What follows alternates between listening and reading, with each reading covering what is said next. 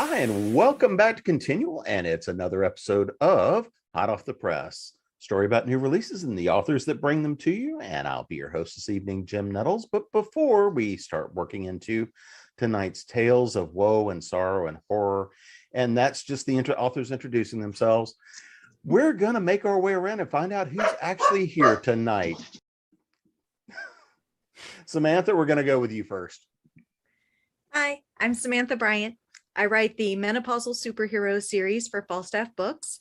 And when I'm not writing hero, I write horror. So that makes my writing life half hero, half horror. This also describes my day job as a middle school teacher. Alex? Hey guys, I'm Alexander Gideon. My writing style can best be summed up by the phrase, and many people died. I write the Books of the Law series from the Shadow Council archives for Falstaff Books. The first book, Web of Crimson. Second book should be coming out sometime in the next couple of months here, hopefully. Sci-fi, dark fantasy, you name it, I've probably written it. Marx? And Marx Pyle. I write different kinds of fantasy, including urban fantasy and science fiction.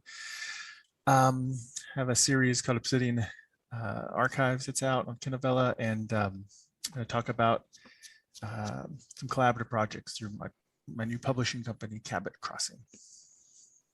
And Marisa? Hi, I am Marisa Wolf. I write science fiction, fantasy, and any point I can squeeze in between. The book I'll talk about today is in the Four Horsemen universe, but I write in about 6 shared universes and will soon be kicking off my own universes. So very exciting. Excellent. So Samantha, let's find out, what's the story you're bringing to us? So it's almost my book birthday. As we're filming this, it's 2 days from my release date, but I got a copy early. So this is Be the Change. This is the 4th of the Menopausal Superhero series. And this time we're facing a power surge that has people who previously had their powers under control, causing a lot of chaos, and we have to figure out what's going on and get it under control before we destroy Springfield for real this time. So this comes out December, okay, wait, today's December 15th. It's December 16th, sorry, December 16th. And it, like I said, the fourth of the novels in the series, and there are 8 books now in the whole series, which is pretty exciting. Look at all these things with my name on it. I'm so excited. Alex? So I wish I had a copy that I could hold up here, but they're on order and I won't get them until January. But I just released a collection. It is Persistence, a collection. It's 6 stories, 3 that have been published previously, 3 that are completely new. Really proud of this one. It's my first self-published venture. Everything else I've been published through small presses, kind of thing. So it was definitely a learning opportunity as well, because I did all the formatting, worked with the cover designer on it. So went through. Stories are generally fairly dark in the book. I generally say that the like A Web of Crimson and the Books of the Law series are PG-13. This one's definitely rated R. But the stories run the gamut. There's dystopian fantasy, epic fantasy, sci-fi, urban fantasy. So like a lot of different kinds of fantasy. There's the one sci-fi story that kind of works its way in there, but it's got kind of a fantastical feel to it. It released so I kind of messed up on when I put it out. The hard copy, the paperback released back in November, and the ebook just released last Monday, so about a week ago. I couldn't quite figure out how to not have the physical copy released 2 weeks earlier. But yeah, it's one I'm really proud of, and I love all the stories in it. How about you, Marx? Yeah, so I published an anthology called Dragons of a Different Tale over to my other side there. And this is through my Cabot Crossing Publishing LLC. And the idea is that each story is has a dragon in it, of course, but it's a different like version of a dragon story than you ever seen before. Not your typical epic fantasy with dragon hoards treasure and is your typical Western version of dragons. So I challenged a bunch of different authors. We got 17 different stories from 18 different authors. Some of them from Seton Hill University who teach there or graduated from there. Some of them from all over the place, including YouTubers like Jeff Burns and Francis Fernandez. And it's a wide mixture of genres like Victorian London mystery, Wild West. We got space sci-fi stories. We got some urban fantasy. We got some post-apocalyptic. There's a nice mix of stories. Marisa? So coming to you December 17th, so by the time you see this, it'll be out in the world, is Ally, which is a 4 horsemen novel. It is the 3rd and final of the Depic arc. So there are 75 books in the 4 horsemen. They're all very entertaining. The Depics are a little side piece. There are 3. The 3rd one is brand new. And they are cat assassins. So they're aliens that look like cats. We call them cat assassins because it's hilarious. And in this 3rd book, they are allying with some folks to take their well-earned vengeance on all who have wronged them. So really, really excited to see what people think. So Alex, if you've got a new collection out, what's kind of the favorite story in there? I mean, if we're talking about a lot of more adult content, and this is all Alex all the time, and when we put out these kinds of collections, it's pulling out some of those favorite things that work for us, the things that really are fun may not have worked, straight up for the traditional publishers. And that's part of the beauty of doing indie publishing is you can get work out to the world that, a publisher may say doesn't fit for them, and you can get really fun niche stuff out there in the world. So kind of what's the one favorite story you've got going out of that collection? Well, that one's hard. Because the stories are so different.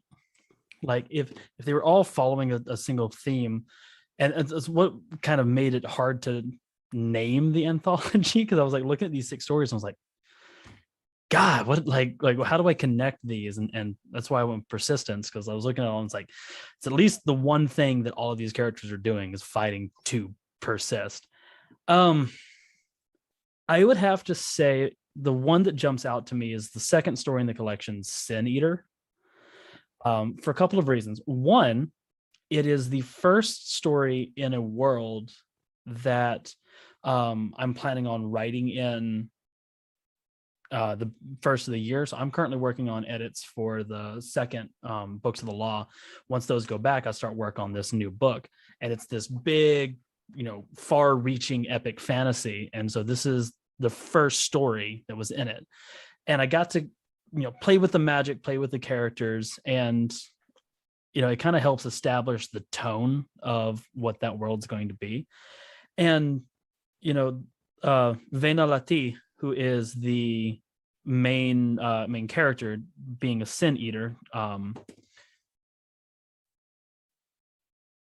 can't remember the word for it, for like what their kind is. Her powers focus on human emotion, and so any strong emotion she can latch onto. So she's able to use anger, because the sin eater mounts are always like the most wild and dangerous of horses, because they can use that like anger and rage that they've got to control them better than they could like a docile horse. And there's some interesting things that happen in that story that are very different from the other ones. Like there's one dude who is an adulterer who she ends up locking in a probably 30-minute long orgasm, which turns into torture because you have that going on that long. And it was also really fun to write her because she really likes what she does. Like really likes what she does. And so it's the one story that's kind of from the point of view of the bad guy as well, because she's definitely not a nice person, not at all. But yeah, I was really glad to get that one out there. I had submitted it several places, had gone through all the pro markets. I really didn't want to sell it to an anthology that would give me like $25 for it, because I was like, I can make that myself selling it. So I'm glad that that one is out in the world. How about you, Marx? And I don't know that you've got a story in this collection or in your anthology, don't you? Yep. I co-wrote a story with my wife. It's called A Wild Beast of the West. So it's set in a kind of a alternate history, Wild West period, with a female character named Sarah, who's head of this group of that have been hired to like stop these rustlers, rustling dragons and horses and cattle. And she's really famous for being a good dragon rider, and we get a lot of gunfights. And she's also very clever too. She has a lot of gadgets or magical tricks that she does too. And there's a romance arc, and there's fighting and all that stuff. So it's a nice mix. And it was first time I'd written with my wife. And just speak on like about anthologies, I wanted to approach this a little different too. Make it more like a co-op method. So we did like the royalty split type arrangement with the authors. And then we did like actually critique rounds with some of the authors. So we get to know each other a little bit and give feedback and stuff. And it was a different experience of doing that. And then what readers might enjoy too is that I asked optionally the authors to write kind of behind the scenes, like articles at the end, kind of getting some more insight about the different stories. So was your favorite story in the anthology yours? So I'm mean. partial to it. One of my other favorites would be, it's tough because they're all, I like them, of course, all, but I'm kind of partial. They're all different emotions, what kind of emotions they pull out of you. I kind of like the one I put it last because it's short, but it's very sweet type story about this. It's called Forgiveness by Colton Fisher. It's a story about this princess in a tower who has this little dragon, and they talk and have this really interesting conversation. You find out the dragon is a lot more than it seems, and there's a whole history there about a past and asking for forgiveness and stuff. I don't want to give too much away, but it's really a really charming. Oh, and it's Christmas, so you don't see that in the fantasy world very often. So it was a very touching story. That's one that stuck with me for sure. Nothing says pulling Santa's sleigh like dragons. I'm now obsessed with this idea. That's awesome. I mean, it makes more sense than flying reindeer. Right? They have wings. Come on. 8 tiny dragons pulling it. Oh, never mind. It'd be the cutest thing. Or scary. They're firing. Marisa? I can't. So I have a favorite part in Ally, but I can't talk about it because it's just straight up spoilers. I think what I will say, so my co-author, Casey Ozell, and I had a lot of fun with this one. So we met doing Dragon Riders of Pern fan fiction back in the day. So it's actually how I got started writing. And so we joke sometimes that we always have our own point of view characters in the story. We outline together and all that good stuff. But in this one in particular, we did some scenes where we call fan fiction that-ish, where we write it like we used to write our fan fiction stories. We're like going back and forth. And I think that led to some of the best scenes in the whole book, especially because it took us 3 books to get to this point. But in fan fiction, we would head hop, right? So like I would write my character, she would write her character. Your perspective, you don't have a limited 3rd person perspective. It's a mess. And the first 2 books, when we would fan fiction that-ish, we would do that same thing. And then whoever's scene it was would go clean it up into one point of view. But this time we just did it right the first time, which was kind of amazing. So I think it led to some really, really good scenes. So what's this one about in general, without spoilers? Right. So in general, in the 4 Horsemen universe, there is a race of aliens that look like cats, and they're the premier assassins because they're cats. And so the 3 books are called Assassin, Hunter, and Ally, which follows the progression of basically the role they play in the universe. So they go from assassins to what they see themselves as, which are hunters. And then in the third book, it's about something pretty dramatic happens in Hunter that I won't share in case people have read. But Ally is about what they do next, and how they enact their vengeance and how they intend to reorder the galaxy in the way that an amoral cat assassin might want to do so. So there's some reordering going on in this book. Or just a cat in general, if we allowed cats to rule the universe. Any cat that's, I mean, so Casey calls them little cuddly sociopaths, right? Like that's what cats are. Like if they love you, they love you.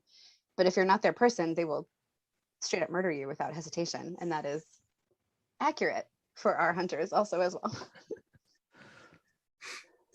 How about you, Samantha? So the part I had the most fun with in this one was torturing Patricia again. Patricia, the lizard woman of Springfield, is my reluctant hero. You know, she had no desire to use her newfound powers to save other people. She just, you know, she wasn't interested. But across the whole series, she's fallen in love and she's in a May-December relationship with a more of a true believer kind of gal. And that's changed her quite a bit. And so I sent Patricia back to her hometown in Podunk, Indiana. It's actually Bedford. It's a real place in Indiana. A lot of the places in my book are made up, but that one's real. And her mother had gone missing. And so she went back home to try to find her, and she's dealing with her powers crisis there in Indiana. And my favorite moment is when she finds her mom. You know, small spoiler, she will save her mom. I don't think that's much of a surprise in a superhero novel. And when her mom sees her mom did not know that she had powers, and her mom also did not know that she was in a relationship with Susie. And mom's reaction to both of these things was, well, that explains a lot. So I love Patricia's mom now almost as much as Patricia. That's awesome. So Marx, looking at your story in here, what was the kind of the big theme? What was the major inspiration you were working with in your story for the collection or for the anthology? What was kind of that big inspiration that says, okay, I want to go with Wild West and dragons? And working with your wife, I mean, was there something there that she pulled out and said, this is the fun idea? What was kind of that big inspiration? She loves Westerns. So when I told her about the book, she asked if it could be a Western. I was like, yes, that would be amazing. So, and then she told me what she thought. Well, I started talking a little bit about some ideas that we could play with. And then she suggested an ending, which I don't want to give away, of course, but it was kind of counterintuitive at first. So I didn't like it at first, but then I thought about it, and then it kind of helped shape the theme and everything with the story. So I think one of the themes which you get with the West is about maybe progress, if you will, depending on how you look at it, and how it changes what's wild, and we lose a little bit of something. I mean, we get something, but we also lose something, and about fighting to preserve some of that a little bit. So so for example, one of the aspects of it is all the dragons. So many of them have been domesticated that there aren't very many wild dragons anymore. So the government passes a law to stop that. So one of the side effects is poachers, and then also the dragons become very valuable, and so everybody's trying to steal them and stuff too. So it creates a little bit of chaos. And when Sarah, who's the main character, comes this family of academics and adventurers, if you will. so she has all these stories of adventure, and so we get this sort of like kind of classic Wild West adventure feel, but also this creeping in of progress and change that kind of takes away some of that magic. So that's one of the things we touch on in there. Yeah, so try not to give away too much, but that's one of the themes. How about you, Marisa? I would say it's the power in alliances. Like, it's dangerous out there, don't go alone.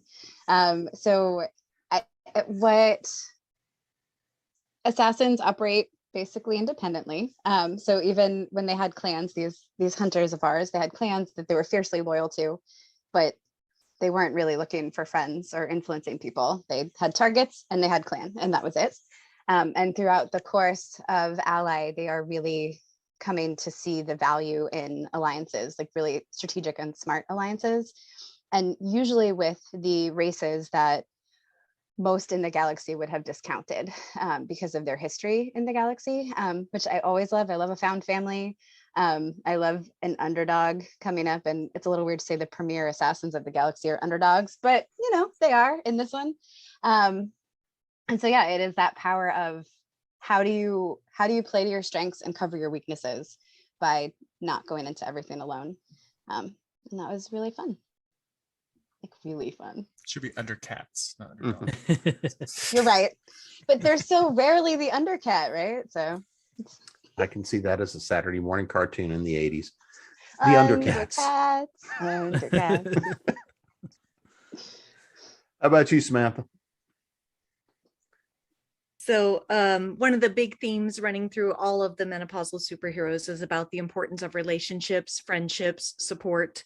And I think this started because one reason I started writing it is because I love superhero, but there are certain tropes in superhero that just make me so mad and that have gotten harder to get past as I've gotten older and more curmudgeonly myself. And so I get really tired of the idea that if you are going to be a hero and that if you are going to fight for right, it means you have to be alone. And so I make sure that none of my people are alone. They're all in relationships. It's all wonderfully complicated, and figuring out if you're going to do try to do secret identities or just work to protect yourself the best you can.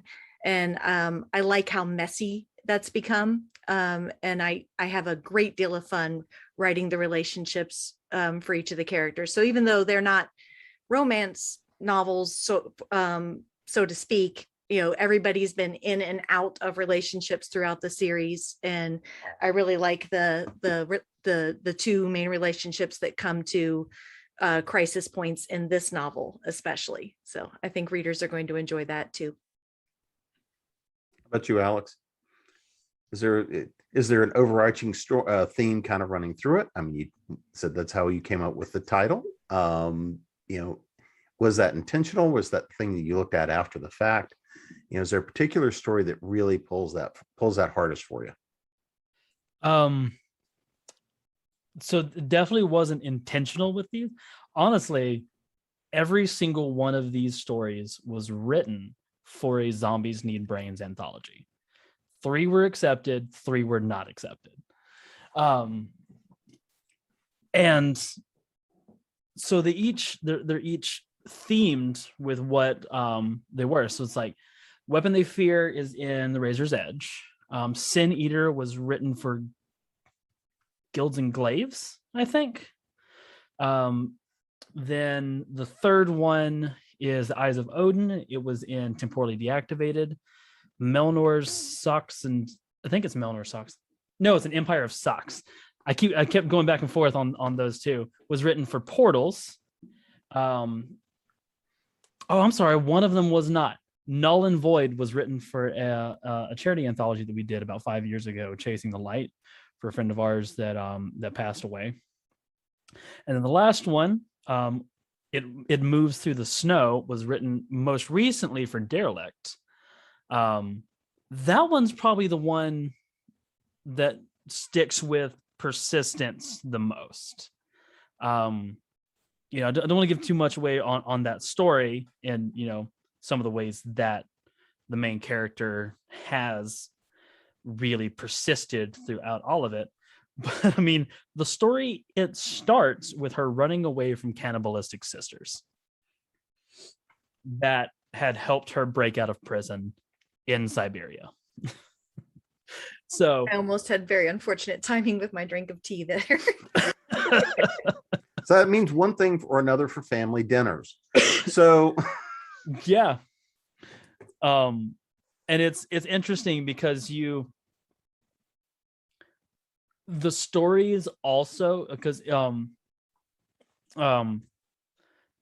the story matched derelict because the ship in the story was Baba Yaga's hut and her house. So it's like my own take on the Baba Yaga story, and I don't want to give away too much of it because it's the main part of the story. But I mean, like when you, if you know Baba Yaga, the second you see that house in the story, you're like, yeah, no, I know what this is. But like, you definitely don't know how it's going to go, and I definitely kind of take it a little bit in a different route. I also, I mean, some people that read it might think there's a political statement in there because I kind of make my stance on certain kinds of men very known. Don't want to give too much away, because if I did, it would tell you the story, but definitely make that stance known in that story. But yeah, I can't remember that character's name. I know it ends with an A because pretty much every Russian name ends, or Russian woman's name ends with an A. Could not find Agatha. Agatha was her name, I think. Yeah, that one, she definitely fights to persist in that story. Well, I mean, at the core of it, what people read for, the reason we dive into these stories, and we've kind of talked about this a little bit, and we've hinted at it. It's really about how well can we connect with the characters? How well can we relate to them? What's the experience they're going to take us through? You know, it's the journey they're on and the ways that we see ourselves or others in the journey that they're going through. So kind of looking at your characters, looking at the story, looking at your favorite people here. And Marisa, we'll start with you, because I mean, there's nothing like keeping this one for the cat assassins. Held on to it just for that, because, you know, I'm still picturing the day that one of them, you know, walks by and they can't help but knock something off a shelf. But what is it about the characters of the cat assassins that you really love to write and that draws you into that world? What is it about them as people? What is it that draws you in, that you really love and that people love to read about them? Okay, yeah. Oh, good question. I love writing about them because of that dichotomy that they bring to the table, where if they love hard, and if they don't, there's no value to you. If you're not one of their people, you're just an obstacle or a contract, and that's really all you can be. But I love that compared to just that deep sense of loyalty that they have and of fairness. Or maybe it's justice. They have a very strong feeling of justice. There are contracts they do not take because they just don't, they match. And so it's fun to have a very amoral character who still has their own code. It's just not our code. That's what I love about writing aliens in general, is thinking about what's fundamentally different about them and then what's fundamentally the same, so that a reader would resonate and that I really enjoy them. So I think one of the things I have the most fun with is showing when they love hard and how that ends in tragedy, because I like to make people cry sometimes. And I think that also resonates with a lot of our readers. So the book went out to early readers 2 weeks ago, and we've been getting responses kind of staggered throughout the 2 weeks about where people found themselves crying in public. And then other people responding to them, like, you should have known better than to read a Casey and Marisa book in public. What were you thinking? But I think that's one of the things people really respond to, is that sense of you're never quite sure what a cat assassin is going to do, but when they do it, you're like, yep, that checks out. And sometimes it does it in like a really heart-tugging, warm way. And sometimes it's that person's insides are on the outside now. Yep, I get it. And that's just, it's a fun range. I can pause there, but I have a lot to say about the character in this book. So In other words, it's either heartfelt or felt heart. there you go. Get your heart in your hand one way or another. How about you, Samantha? Because I know you love, I know you love all the characters you love to torture. Because you know, we abuse the people we love the most, right? So how about yours? I think the big thing is the idea that growth and change and learning are not limited to the young. in so many stories, if there are any characters over 30, they are a mentor who did something back in the day, but they don't really matter now unless we're going to kill them to motivate a young person. And so that's, another one of the things that made me want to write my own superhero stories, is that heroism doesn't have an age limit. And I would argue that the more life experience you've got, the more tools you have in your arsenal and the more that you could use. And, maybe this is self-serving because I'm no longer only 30, but it is also why I crave those kinds of stories. I think people do want to see themselves represented in a wider range of ways. And women my age are generally just somebody's mom in a story. And a couple of the menopausal superheroes are moms, but it doesn't stop them from setting things on fire. It might be the cause of them setting things on fire at times, but How about you, Alex? So in the characters, because in the characters you create, and obviously in the stories from this collection, is there one you really connect with? Is there somebody you look at and you're like, this is the person that you either are going to love or you're going to love to hate? I think, honestly, Melnor in An Empire of Socks is the one that I connect with the most. That story begins with Melnor was the worst merchant in Linnea Castle Town. And it's the whole story is kind of him fighting the system that really doesn't want him to succeed, and doing so to give his family a better life. And he's doing so by selling socks.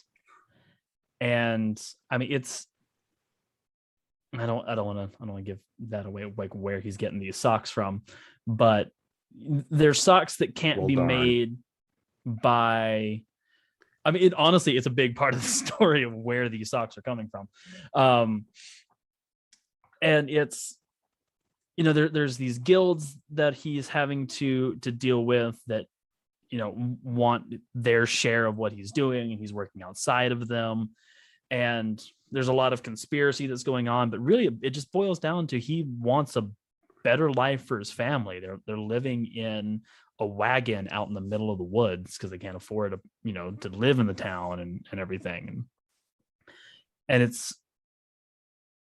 he's inherited, this secret from his father and everything. And it's all about, family. And I connect with him the most just because I understand wanting to make a better life,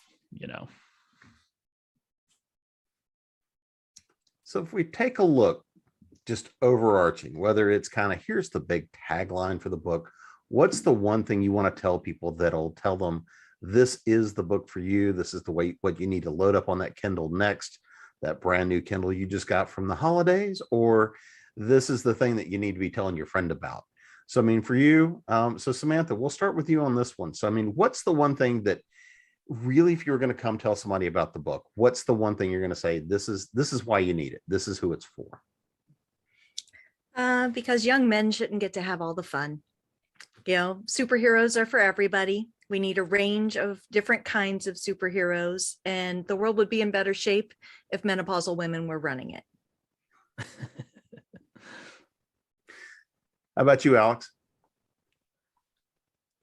Honestly, for this collection, if you like your stories dark, if you like them a little bloody, if you like twists along the way, and you're not too picky about your genre, this collection's got something for everyone. You're going to at least like one or two of the stories throughout this collection.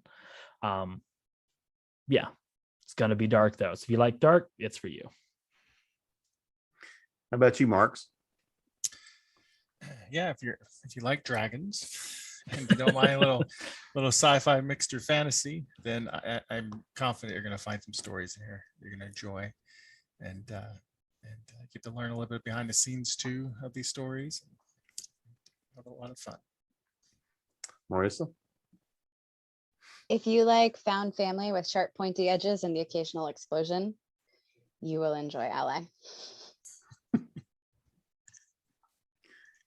So I'm gonna use that taking, as my new tagline, by the way. oh, excellent. Yeah. Remind me, we'll put that across the bottom. Excellent. Thanks. I see a t-shirt series coming out. So taking a look, and because I mean, all of us have written for anthologies, written for collections, written in shared universes, this kind of thing. So, for all of us, when we're trying to play with that and make sure we're making things that maybe work in those kinds of shared universes, telling a story like that, what is it for you that when, for example, if you're getting an anthology out there, you get the call and it says, hey, pick up, the storyline is this, the tagline is this, the prompts are this. What grabs you onto that? So Alex, we'll start with you on that one, because I mean, obviously you've done a lot for Zombies Need Brains, and that's always a fun one to do. I really like writing for themed anthologies like that, just because if I hadn't have had a theme or a prompt or something here, none of these stories would have ever happened. I've published 2 sci-fi stories with them. Never thought I would be a sci-fi writer, but just had an idea that grabbed me for each of these, for these anthologies. And it's just getting to play outside of your comfort zone and really having to work with what's going to fit this theme the best, rather than necessarily writing like what the best. And it really pushing, like, I know, talking to Joshua Palmatier and talking to the editors that I've worked with and everything, one of the big things that they've seen a lot is a lot of writers just submit a story. Sometimes they have nothing to do with the theme. Maybe you take the theme out and the story still stands. And they're always like, with themed anthologies, the only way that you're really going to get in is to write a great story, and one whose theme is on point and the story cannot stand without it. And I think for the ones that are in this anthology that made it and were bought by Zombies Need Brains, or in this collection were bought by Zombies Need Brains, I really hit that. And for the other stories, I love the stories. They didn't quite hit the theme as well as with some of the stories like Empire of Socks. There's other ways that you could have, taken the Portals theme in it. Same thing with It Moves Through the Snow. It wasn't quite there with the like derelict ship, though I will say a lot of the stories that they were looking for that anthology, they were looking for a lot lighter of stories, because all of their anchor authors had written really dark stories, and I did not write a light story at all. That might actually be one of the darkest. The last 2 stories are definitely the 2 darkest stories in the anthology or in the collection. I really love being challenged by a theme and creating something that I never would have written before. About you, Marx, especially now that you're not only writing for them, you're also trying to, herd the cats, as it were. I like it. I believe restrictions, prompts, stuff like that helps spur creativity. It helps you make connections that you wouldn't normally make in your creativity. Like a lot of these authors who wrote in here, a lot of them haven't written anything with a dragon before. Some of them aren't even fantasy writers. So, and there were a few people who wanted to write, but they finally gave up. They just couldn't wrap their head around a dragon. But they all said afterwards that they loved the challenge, and it really helped them a lot, and helped them stretch themselves in a different direction. And a lot of them fell in love with their world. Some of them are talking about sequels and stuff, or expand them out in novels. So I love doing that, and I'm a big out of the box thinking type person. I like to just mix things together and just see what happens. So I enjoy doing that. So herding those rats, those cats. Marisa? I think to go with that box metaphor, Marx, like it puts a box around my brain, because my brain left unattended is like, oh, but what about this? But what about this? But what about this? But what about this? And if I have a small box that I can put the brain in, not literally like a cat's ass in might do, but if I have the kind of boundaries, then my what about this? What about that are limited enough to come to a great story, but then actually get started. When I am left completely unattended, things get real big and then need a lot of editing. But when I have a theme or a focus, it sort of wrangles me. I am my own cat herder, I guess. And that's really helpful. And I think I've done some of my best stuff when a theme is just really fun and my brain instantly is like, what about these 4 things? We'll find a way to mash them together. Let's go. So I love a good themed anthology. Mm-hmm. Samantha? Oh, I also love themed anthologies. Some call to me more than others. And when one really gets you, for me, it's often like I read the theme and I go, oh, I want to read that. And then if I can also write for it, how awesome is that? It's like one of my first bigger publications, something that wasn't student work or whatever, was in an anthology called Selfies from the End of the World. And the premise was that you had to write a first person story from the end of the world, from somebody who was involved with the end of the world somehow.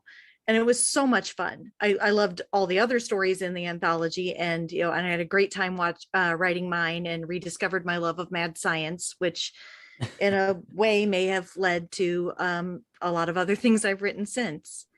And then, one that I was published in last year was called Slay, Stories of the Vampire Noir from Mocha Memoirs Press.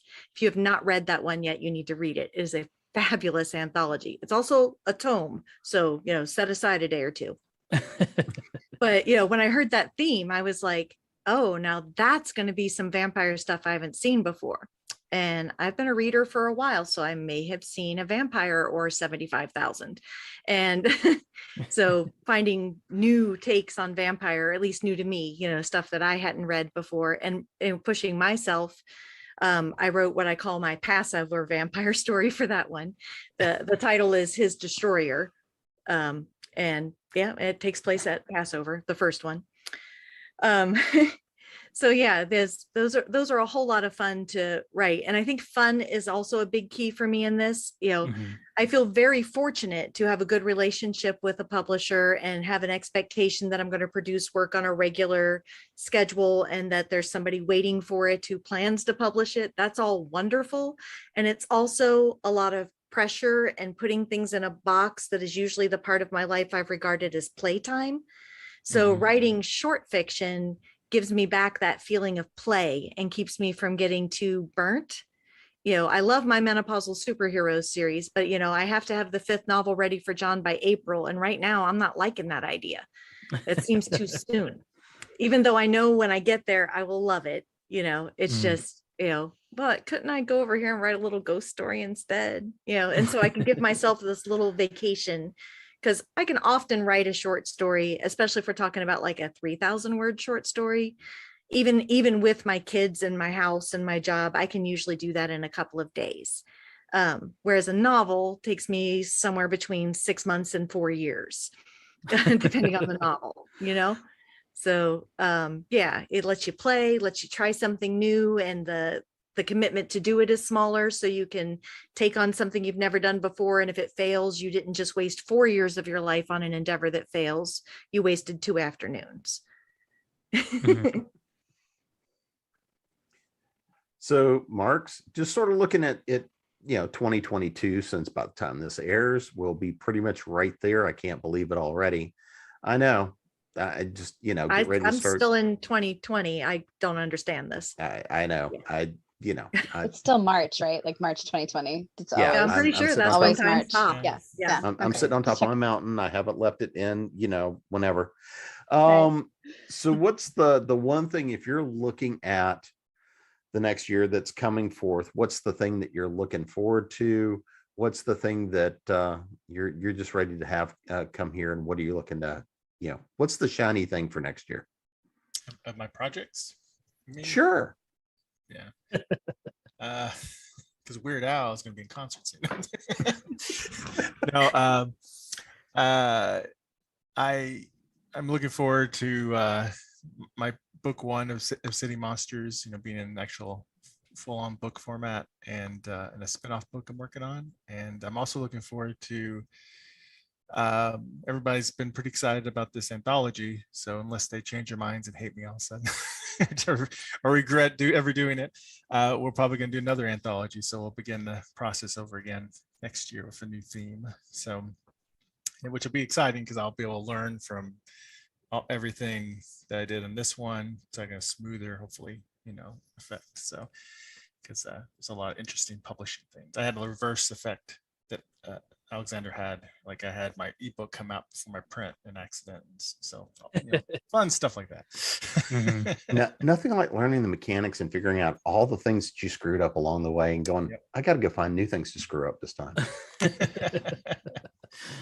Marisa? Yeah, so two things. One, I get to run a whole spinoff of a shared universe. So there's this universe called Hit World by Bill Webb and Larry Hoy, where it's basically it's always assassins. Assassination is legal, murder is legal if you employ the right people and have the right contract. And we are doing I'm doing a spinoff called Valkyries, which is going to be a kind of spy versus spy secret initiative situation. And I get to bring in some other pretty badass authors to come write with me and do this. And so I get to both write these books and then also wrangle very talented cats to write their books, to have a cohesive storyline. And so we've started plotting some of that, some of the authors, and I'm super pumped about that. And then I will also have my very first, if I keep writing and don't take off for 6 months, which never happens. I will also have my very first My Own Universe novel next year, which will be I'm really pumped about that. So I will try to come back and haunt ConTinual to talk more about it when it's absolutely. A little bit more real. Samantha?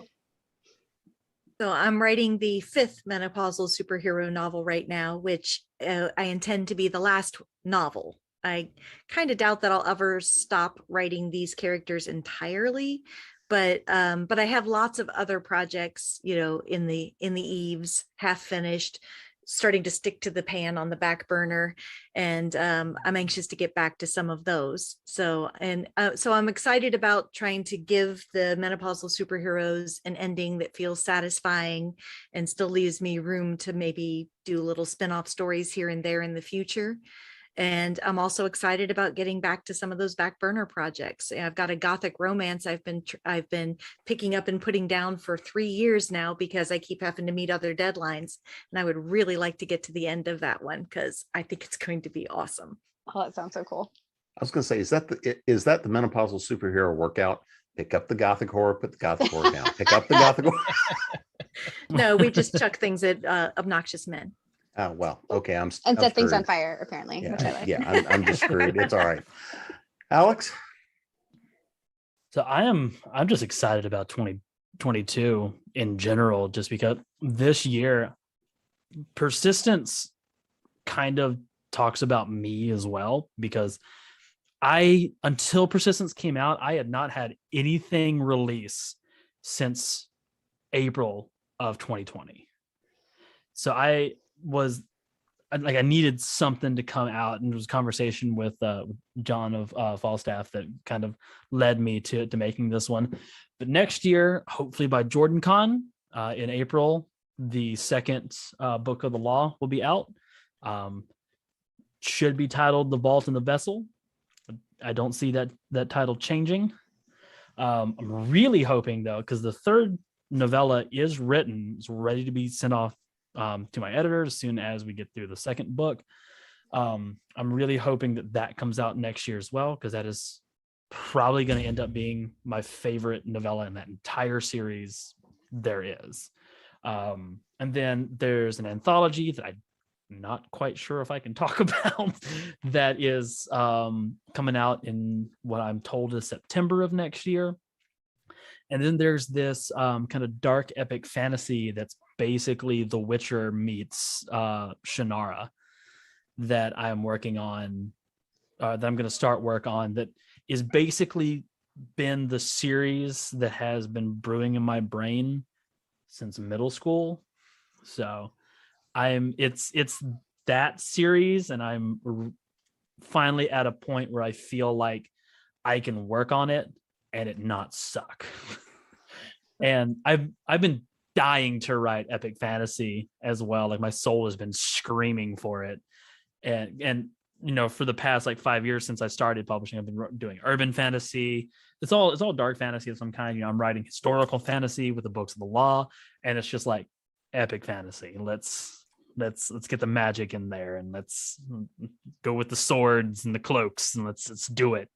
So I'm excited to start working on that.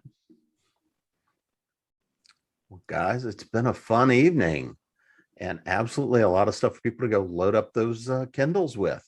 Or I feel sure some of y'all would sign shipped copies as well. All you have to do is ask nicely, right? Yeah. Or all right, just write me a check. I'll send you signed copies. You don't even have to ask nicely. I accept Venmo. I got me a PayPal. Yeah, let's do it. But before we get out of here, let's let everybody know where to find you. You know, website, social media, all the kind of good ways that people need to stalk you. I mean, follow you and what you guys are doing lately. And so I'm going to go in reverse order this time because there's no adult supervision here. So Marisa, it's up to you. Oh, fuck. Okay. Thank you. MarisaWolf.net or MarisaWolf.com because I'm fancy. I have both. It's the best place to get caught up on things. I also post periodically at Book Dogs on Instagram. It's either even odds if it's gonna be my dogs or some books. So you get a little bit of both, hence Book Dogs.